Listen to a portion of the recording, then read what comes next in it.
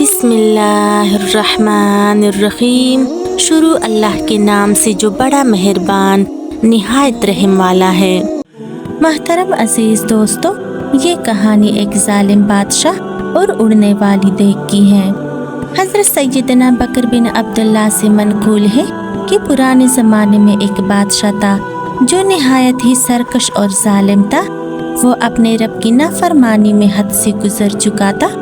اس دور کے مسلمان اس ظالم اور سرکش بادشاہ کے ظلم سے بہت زیادہ تنگ آ گئے اور انہوں نے اس بادشاہ سے جہاد کیا۔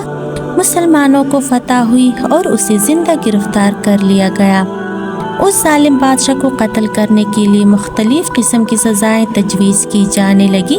بالآخر انہوں نے یہ فیصلہ کیا کہ اسے تانبے کی ایک بڑی دیگ میں کسی اونچی جگہ پر رکھا جائے اور اس کے نیچے آگ جلا دی جائے تاکہ یہ ظالم اور سرکش بادشاہ ایک دم سے نہیں بلکہ تڑپ تڑپ کر مرے اور اس کو اس کے کیے گئے مظالم کی پوری سزا ملے۔ چنانچہ انہوں نے ایسا ہی کیا اور اس کو تانبے کے ایک بڑی دیگ میں رکھ کر اس کے نیچے آگ جلا دی۔ وہ ظالم بادشاہ پر خوف طاری ہوا اور وہ اپنے جھوٹے خداؤں کو باری باری پکارنے لگا اور چیخ کر کہنے لگا، اے میرے معبودو، میں ہمیشہ تمہاری عبادت کرتا رہا، تمہیں پوجتا رہا۔ آج میری زندگی کا سوال ہے، آج مجھے اس عذاب سے بچا لیجئے۔ اس نے باری باری اپنے سارے جھوٹے خداؤں کو پکارا، لیکن اس کا پکارنا کوئی کام نہیں آیا، کیونکہ وہ تو خود دوسروں کے محتاج تھے، تو بھلا اس کی کیا حفاظت کرتے۔ آخر کار وہ اپنی جھوٹے خداؤں سے مایوس ہو گیا اور اس نے اپنا منہ آسمان کی طرف کیا اور خالق حقیقی عز و جل کی طرف دل سے متوجہ ہوا اور لا الہ الا اللہ کی صدائیں بلند کرنے لگا اور رو کر گڑ گڑا کر سچے دل سے خالق حقیقی کو پکارنے لگا۔ بارگاہ الہی میں اس کی یہ مخلصانہ گریہ وزاری قبول ہوئی اور خدا جل جلالہ نے ایسی بارش برسائی کہ وہ آگ بجھ گئی۔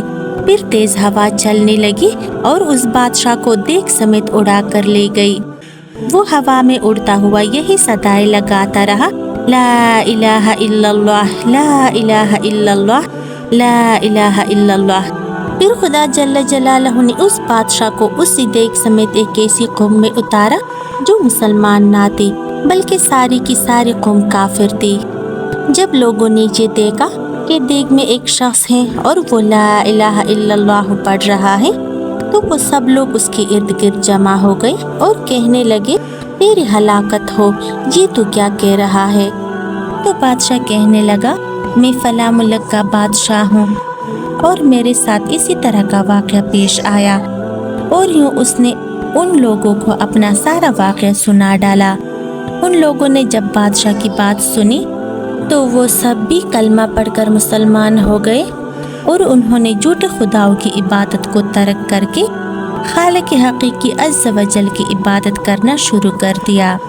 محترم عزیز دوستو، اس واقعے سے ہمیں یہ سبق ملتا ہے کہ اگر کوئی انسان کتنا ہی گناہ گار کیوں نہ ہو، اس نے اگر ساری زندگی اپنے رب کے نافرمانی کی ہو، لیکن اگر وہ ایک بار بھی سچے دل سے خلوص نیت سے اپنے خالق حقیقی سے اپنے گناہوں کی معافی مانگے تو اللہ تعالیٰ اس کے سارے گناہوں کو معاف فرما دیتا ہے۔ بے شک ہمارا پروردگار بڑا غفور الرحیم ہے۔ محترم عزیز دوستو، گناہ انسان سے ہو ہی جاتے ہیں کیونکہ انسان کو نفس دیا گیا ہے۔ ایک انسان کا اپنا نفس ہے اور دوسرا شیطان، جن کے آگے انسان بے بس ہو کر گناہ کر بیٹھتے ہیں۔ لیکن پیارے دوستو، گناہ سے بھی بڑا گناہ یعنی سب سے بڑا گناہ اپنے گناہوں پر ڈٹ جانا ہے۔ جب انسان اپنے گناہوں پر شرمندہ ہونے کے بجائے اس پر ڈٹ جاتا ہے تو یہ گناہ اس سے بھی بڑا گناہ ہے جو انسان نے کیا ہوتا ہے۔ تو اسی لیے پیارے دوستو، انسان چونکہ خطا کا پتلا ہے، انسان سے گناہ ہو ہی جاتے ہیں، لیکن ہمیں چاہیے کہ پھر ہم اپنے گناہوں سے توبہ کریں، نہ کہ اس پر ڈٹے رہے۔ ہمارا پروردگار بڑا کریم ہے، اگر ہم سچے دل سے توبہ کریں گے تو اللہ تعالی ہمارے سارے گناہوں کو معاف فرما دے گا۔ بے شک ہمارا پروردگار بڑا غفور الرحیم ہے۔ اللہ تعالی ہم سب کو سمجھنے اور عمل کرنے کی توفیق عطا فرمائے۔ آمین ثم آمین یا رب العالمین۔